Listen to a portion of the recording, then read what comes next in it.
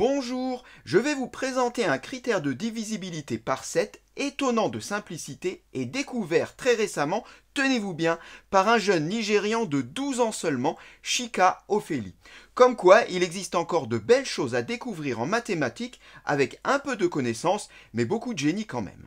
Sa prof de maths raconte qu'elle lui avait donné un livre de problèmes pour occuper ses vacances, et oui, il y en a qui occupent leurs vacances avec des maths, et dans ce livre, on trouvait tous les critères de divisibilité, mais pas celui par 7. Chika s'est alors intéressé au problème et a trouvé le critère que je vais vous dévoiler dans cette vidéo. Voici un premier exemple, on en verra deux, c'est très rapide. Prenons 392. La question est, est-ce que 392 est divisible par 7 ? J'ai mis le chiffre des unités en rouge car on va voir qu'il joue un rôle particulier.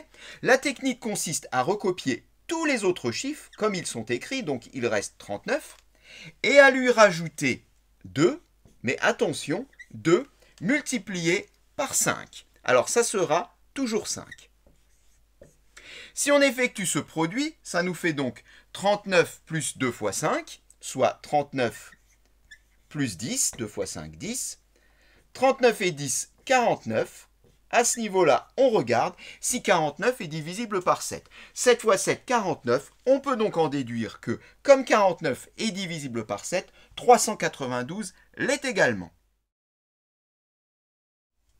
On voit que ce critère est donc d'une grande efficacité. On va le tester quand même sur un deuxième exemple avec un nombre un peu plus grand, avec 1673. Et comme tout à l'heure, on s'est mis le 3 de côté, de cette façon-là, eh bien tous les chiffres qui ne sont pas en rouge, on les recopie, soit 167.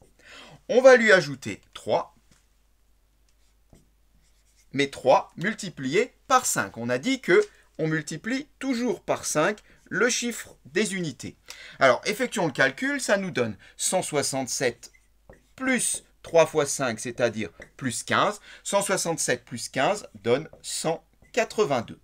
Alors, à ce niveau-là, on n'est pas capable de dire si 182 est divisible par 7. Bien, c'est pas grave. On peut recommencer à nouveau en mettant à nouveau le chiffre des unités de côté. Et on recopie tous les autres chiffres, soit 18. On lui ajoute donc 2, qui est multiplié par 5, car on multiplie toujours le chiffre des unités par 5. Effectuons le calcul, ça nous donne 18 plus 2 fois 5, soit 10. 18 et 10, 28, et 28, on le reconnaît bien dans la table de 7, ce qui signifie que notre nombre tout au départ, 1673, est divisible par 7. Voilà, ici encore, on voit qu'en quelques opérations très simples, on arrive à prouver qu'un nombre de l'ordre du millier est divisible par 7. C'est quand même une belle découverte et sachez que pour cette découverte, le jeune mathématicien a été récompensé d'un prix lors des True Little Hero Awards 2019. À bientôt.